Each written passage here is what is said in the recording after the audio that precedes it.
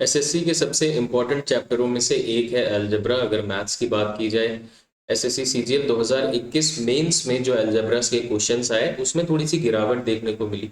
हर बार अमूमन मेंस में 13 question algebra के पूछे जाते थे like any other advance chapter, but इस बार अलजेब्रा से केवल 9 क्वेश्चन पूछे गए। तो ये 9 क्वेश्चन हम लोग इस वीडियो में सॉल्व करेंगे और सारे क्वेश्चन बड़े आसान लगे मुझे, बट इसमें मैं जो आपको ट्रिक्स बताऊंगा वो हो सकता है आपको काम आए। तो फटाफट इस वीडियो को कवर करते हैं।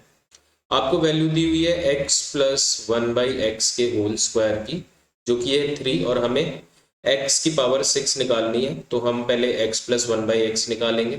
दो तरीके हैं इसके, मैं दोनों बता दूंगा। यहां से जाएंगे पहले एक्स क्यूब प्लस 1/x³ पे। तो ये क्या होता है, इसका फॉर्मूला होता है k³ - 3k।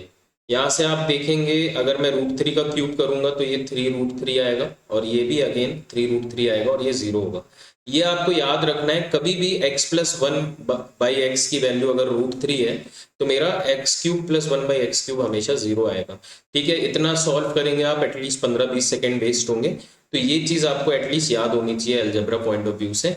और इसके बाद हम लोग क्या करेंगे, अगर मैं यहाँ से स्क्वायर कर दूं, ठीक है, तो x की पावर 6 प्लस 1/x की पावर 6 कर दूंगा मैं, और इसका फॉर्मूला होता है k² - 2।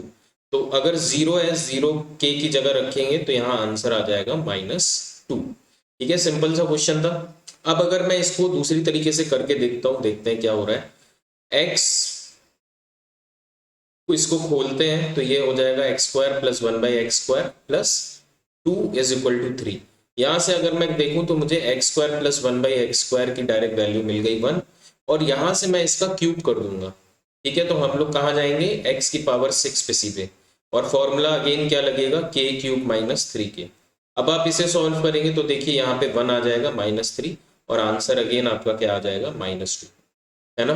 तो ये दोनों ही तरीके थे, आपको पता होना चाहिए कहाँ से कहाँ जंप करना है, क्यूब से स्क्वायर, स्क्वायर से क्यूब, है ना। और काफी आसान सा ही क्वेश्चन था ये।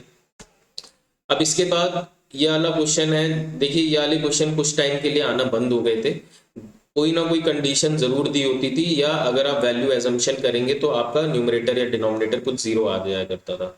बट यहाँ पे बहुत ही सिंपल सी एक वेरिएबल आपको दिया हुआ है, और इसमें आप एज्यूम कर सकते हैं। तो मैंने एज्यूम कर लिया x = y = z = 1।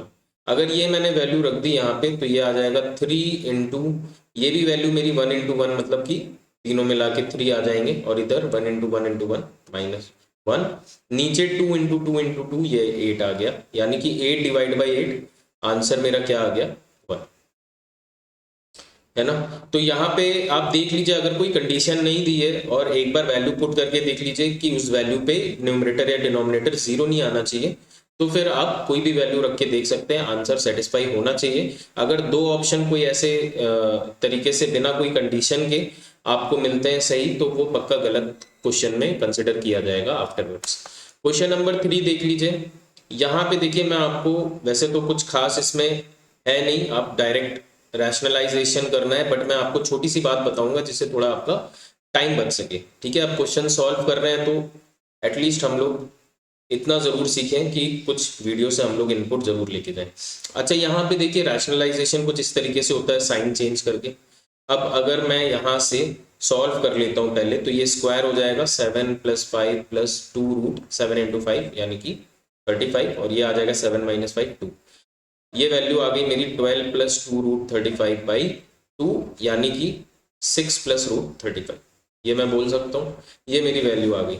अब अगर आप इसको ध्यान से देखें, कभी भी इस तरीके का आपको दिया हुआ है कोई जिसको आपको रैशनलाइज करना है, कोई फ्रैक्शन ऐसा दिया हुआ है इरेशनल सा, तो इसको रैशनलाइज करते टाइम अगर ऊपर कुछ इस फॉर्मेट में √a + √b upon √a - √b, तो डायरेक्टली आपको क्या करना है, जो ऊपर वाला साइन है उसको कंसिडर करके उसी का स्क्वायर करना है, और नीचे a - b करना है। ठीक है, इतना लंबा मल्टीप्लाई वगैरह करने में और ये देखने में जरूरत नहीं है, डायरेक्टली आप इस तरीके से भी कर सकते हैं, है ना। तो ये आपको ध्यान रखना चाहिए, और ये याद रखने की बस जरूरत है, प्रैक्टिस आप करते जाएंगे तो हो जाएगा। अब चलिए इसी का जो सेकंड पार्ट है वेरिएबल का, इसी पे हम लोग अप्लाई करके देखते हैं। ये मेरा वेरिएबल है। अब मैं डायरेक्टली क्या करूंगा, जो मैंने आपको बताया ऊपर वाले का स्क्वायर कर दीजिए, तो ये 14 + 10 + 2 √140 अपॉन 4 आ गया। इसको कैलकुलेट करेंगे तो ये 24 और अंदर 35 × 4 है तो 2 बाहर आएगा, 4√35 अपॉन 4, और इसको अगर करेंगे तो ये आ जाएगा 6 + √35। तो अगेन देखिए इसमें भी सेम वैल्यू आ रही है, इसमें भी सेम वैल्यू आ रही है और डिवाइड हो रहे हैं दोनों, तो ये दोनों मिलके मेरे क्या हो जाएंगे 1 + √10/√5 यानी कि √2। ये आपका आंसर आना चाहिए। और ये पहला अगर ये आपको डिवाइड लग रहा है तो ये प्लस का साइन है, इस तरीके से ये आपका आंसर आता है ना, ऑप्शन ए। ठीक है, अब क्वेश्चन नंबर 4 पे देखते हैं। अभी आपको डिस्प्ले हो रहा होगा मेरे टेलीग्राम और यूट्यूब चैनल की डिटेल्स, तो अगर आपको फॉलो करना है तो आजकल मैथ्स से रिलेटेड मैं लेटेस्ट पैटर्न पे जितने भी मुझसे हो पा रहे हैं वीडियोस वो मैं डालते जा रहा हूँ, और कुछ इंपॉर्टेंट पीडीएफ्स भी मैं बीच बीच में डालता हूँ। जैसे कि अभी मैंने ज्योमेट्री के ट्रायंगल्स चैप्टर के सारे कंपाइल्ड टॉपिक वाइज क्वेश्चंस डाले हुए हैं, है ना। तो उसमें प्रीवियस ईयर क्वेश्चंस भी हैं, फ्रेश क्वेश्चंस भी हैं, और वो एकदम टू द पॉइंट क्वेश्चंस है। केवल 55 क्वेश्चंस में ही आपको लगेगा कि आपके ट्रायंगल की काफी ज्यादा तैयारी हो गई है। जिस तरीके से क्वेश्चन आजकल पूछे जा रहे हैं वो सारे के सारे उसमें कवर्ड है ना। तो अच्छे क्वेश्चंस भी हैं उसमें, थोड़े से बेसिक क्वेश्चंस भी हैं, करके आपको वो पीपीटी मजा आएगी। तो वो मेरे टेलीग्राम चैनल से आप डाउनलोड कर सकते हैं। अभी क्वेश्चन नंबर 4 देखिए, a + b भी दिया है, ab भी दिया है। अब इस फॉर्मूले के देखिए दो तरीके हैं, या तो आप इसको इस तरीके से लिखिए, या अगर मेरे पास a + b की वैल्यू गिवन है तो मैं क्या करना पसंद करता हूं, ये सारी चीजें जो मैं बता रहा हूं ना यही आपको एग्जाम में आगे लेके जाएंगी। ये छोटी छोटी चीजें, बाकी बेसिक से हर कोई कर लेगा। अब यहाँ पे देखिए डायरेक्ट हमें आंसर मिल जाएगा। ये वैल्यू आ गई 6, 36 - 15, 21 × 6 यानी कि ये वैल्यू क्या आ जाएगी 126, जो कि हमारा आंसर है लास्ट ऑप्शन। तो इस तरीके से जब आप करेंगे, देखिए अगर मैं इसको खोल के दिखाऊं तो ये वापस से क्या बन जाएगा, a² + b² + 2ab - 3ab। तो ये वापस से वही चीज है, आपको इस फॉर्मूले को दोनों तरीके से याद रखना है। कभी कभी हम लोग ये भी यूज करते हैं, इससे आपका सॉल्व नहीं भी हो पाएगा तो कभी कभी हम लोग इस तरीके से भी सॉल्व कर लेते हैं, जो हमारा बेसिक फॉर्मूला है जो बचपन से पढ़ते आए हैं। तो ये तीनों ही फॉर्मूले आपको क्यूब के रिलेटेड, इस टाइप के फॉर्मूले से रिलेटेड याद होने चाहिए। क्वेश्चन नंबर 5 देख लीजिए, बहुत ही सिंपल सा क्वेश्चन है। अगेन देखिए सेम पैटर्न पे क्वेश्चन आया, xy दिया हुआ है, इस बार x³ + y³ दिया हुआ है, और यहाँ पे देखिए आपको कंफ्यूज करने के लिए केवल लिखा है 1/x⁻⁻1 1/x + 1/1/y। तो ये क्या हो जाएगा, x + y की वैल्यू सीधे सीधे आपसे पूछ रहा है, उसने टाइपिंग करने में भी इतनी मेहनत की, और हो सकता हो कुछ बच्चे एग्जाम में भी कुछ टाइम इसकी वजह से वेस्ट कर दें, है ना। अब देखिए हमें x + y चाहिए। अगेन अगर हम देखें तो x³ + y³, मैं क्या यूज करना चाहूंगा, मैं x² और y² एलिमिनेट करूंगा, क्योंकि उससे मेरी क्वेश्चन जो है बढ़ जाएगा। तो मैं वापस से वो वाला फॉर्मूला यूज करूंगा। इसमें मेरे पास एक अननोन है, बाकी दोनों गिवन है। 19 = x + y को अगर a मान लें तो a² - 3 × 6 ये 18 हो जाएगा। ये इस तरीके का मुझे इक्वेशन मिल गया। अब देखिए यहाँ पे क्या होता है, ये थोड़ा सा कॉम्प्लेक्स आपको सॉल्व करने में हो जाएगा, और आपको a की वैल्यू डायरेक्ट ऑप्शंस में दी है, तो आपको क्या करना पड़ेगा, आप यहाँ ऑप्शन पुटिंग करेंगे, और जब आप देखेंगे, जब आप 1 रखेंगे इस तरीके से, तो आपको आपका आंसर मिल जाएगा, और यही हमारी वैल्यू सेटिस्फाइड करेगी। -1 रखेंगे तो ये पूरा का पूरा माइनस में आ जाएगा, है ना। तो इस तरीके से आपको ये क्वेश्चन सॉल्व करना था। अगर मैं इसको दूसरे तरीके से लेके जाऊं कि x + y³ कर दूं, तो भी देखिए वही चीज आएगी, 19 + 3xy - 6 मतलब, और अंदर x + y। अगेन मैंने इसे a मान लिया, a³ = 19 - 18a, तो a³ + 18a = 19, और a² + 18, ये मेरी वैल्यू आ गई अगेन। तो किसी भी तरीके से आप करते आपको आंसर वही मिलता, और आपको उसी तरीके से सॉल्व करना पड़ता। अब ये क्वेश्चन देखिए one of the easiest question है, जो हम लोग 6th-7th क्लास में सीख लेते हैं। वो क्वेश्चन डायरेक्टली अलजेब्रा जैसे चैप्टर में पूछा गया, graph of the equation x = a, यानी कि x की जगह अगर हम लोग a की ही वैल्यू चाहते हैं हर समय, तो वो लाइन किस तरीके की होगी। यहाँ पे हिंदी में ऑप्शन दिए हुए हैं, बट सिंपल है, अंडरस्टैंड करना। मैंने ग्राफ यहाँ पे बना दिया है। y के 45 डिग्री पे होगी वो लाइन, x के 45 डिग्री पे होगी वो लाइन, या x के पैरेलल होगी या y एक्सिस के पैरेलल होगी, है ना। ये बात आप समझ गए।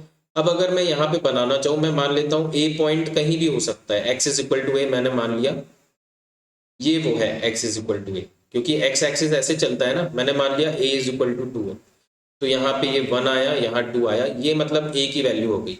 तो हमेशा उस लाइन को यही होना पड़ेगा, क्योंकि हमेशा उसे a की वैल्यू तो चाहिए ही, y के जो भी कोऑर्डिनेट्स हो, हमें x की कंडीशन दी हुई है। तो यहाँ पे अगर आप देखें तो आपका केस कौन सा बना, लास्ट वाला, y एक्सिस के पैरेलल होगा ये जो ग्राफ की इक्वेशन होगी, है ना, जो लाइन बनेगी। तो ये हमारा क्वेश्चन नंबर 6 था, जो कि बहुत ही आसान क्वेश्चन था। यह वाला क्वेश्चन थोड़ा सा अच्छा है, थोड़ा सा ट्रिकी है, बट इतना कठिन भी नहीं है ना। इसमें बेसिकली क्या हो रहा है, x plus y plus z is equal to 70 है। अब देखिए, इसे आप नंबर सिस्टम का भी बोल सकते हैं क्वेश्चन, बट क्योंकि वेरिएबल्स यूज हुए हैं तो मैंने इसमें भी ले लिया। अब x plus y plus z 70 है ना, आपको z की वैल्यू बतानी है और z सबसे बड़ा है और तीनों ही प्राइम नंबर है। प्राइम नंबर कहाँ से शुरू होते हैं, एक चीज आपको ध्यान रखनी है कि 1 प्राइम नंबर नहीं होता है, ये बहुत बड़ी कंफ्यूजन होती है, तो बार बार मैं ये सारी चीजें बताता रहता हूँ बीच बीच में, जिससे कि बच्चों को याद रहे। अब 2 से स्टार्ट होता है, अब इस तरीके से जाता है आगे, है ना। अब जब तीन चीजों का एडिशन हो रहा है और यहाँ पे रिजल्ट क्या है, इवन नंबर, तो यहाँ पे दो चीज पॉसिबल है, या तो तीनों ही इवन नंबर हो, ये भी इवन हो, ये भी इवन हो, ये भी इवन हो, 2 4 6 इस तरीके से, तब तो ये 70 हो सकता है, मतलब इवन नंबर आ सकता है। अगर मैंने बोल दिया दो इवन है और एक ऑड है, तो फिर तो यहाँ आ ही नहीं सकता 70, क्योंकि ये ऑड हो जाएगा टोटल कॉम्बिनेशन। तो मैं बोल सकता हूँ एक इवन है और दो ऑड है। और इवन में अगर प्राइम नंबर की बात करें तो केवल एक प्राइम नंबर है जो कि इवन होता है, तो एक पोजीशन मेरी फिक्स हो गई। यही ट्रिक थी बस इस क्वेश्चन की, कि x plus y plus z अगर 70 है तो उसमें एक वैल्यू मेरी क्या हो गई, 2। अब ये 2 हो गई और मेरे पास बचे अभी y प्लस जेड, तो मैं बोल सकता हूँ y प्लस जेड की वैल्यू 68 है। अब यहां से भी हम क्या करेंगे, अब सीधे सीधे दिख भी रहा है अगर तोड़ के देखें, बट हम लोग क्या करेंगे, ऑप्शंस मेथड यूज करेंगे। ठीक है, तो यहाँ पे मैंने 37 अगर रखा, z की वैल्यू पूछ रहे हैं, तो y की वैल्यू क्या आ गई, 31। दोनों ही प्राइम नंबर है, सम बराबर आ रहा है और y से बड़ा है z, सारी कंडीशंस फुलफिल हो रही हैं, आपको और कुछ चेक करने की जरूरत नहीं है, ऑप्शन टिक कर देना है। 31 y है, 29 अगर करेंगे तो मेरा सेकंड क्या आ जाएगा, 29 की वजह से ये आ जाएगा 39, है ना, 39 ही आएगा, जो कि प्राइम नंबर नहीं होता है। 43 अगर कर देंगे तो ये वाला नंबर क्या आ जाएगा, 25, ये भी प्राइम नंबर नहीं होता है। तो इस तरीके से आप रीचेक कर सकते हैं। दो क्वेश्चन और बचे हैं, तो इसको ध्यान से देखिए। ये भी क्वेश्चन हम लोग स्कूल लेवल में 9th क्लास में करते आए हैं। अब देखिए कितना सिंपल सा क्वेश्चन है, बट इसमें मैं थोड़ा सा एक्स्ट्रा आपको बताना चाहता हूँ अपनी तरफ से, जो आपको फॉलो करना चाहिए आगे।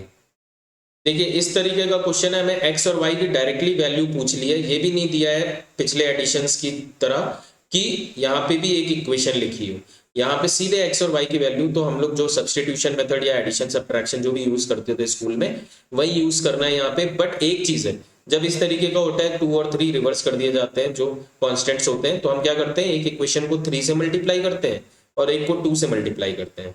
बट हम लोग को इतने स्टेप्स नहीं लेने हैं, क्योंकि हम लोग काफी डेसिमल वगैरह भी अर्थमेटिक में लगाते आए, हमको केवल एक वेरिएबल बराबर करना है। तो मैं क्या करूंगा, 2 को अगर 3 बनाना है तो मुझे यहाँ 1.5 से पूरी इक्वेशन मल्टीप्लाई करनी पड़ेगी।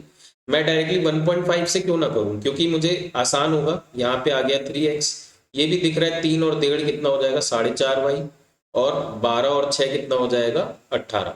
बस यहीं से मैं डायरेक्ट सॉल्व कर दूंगा, मुझे एक स्टेप अननेसेसरी लेने की जरूरत ही नहीं है। तो यहाँ से आ गया 6.5y is equal to 13, y की वैल्यू आ गई 2।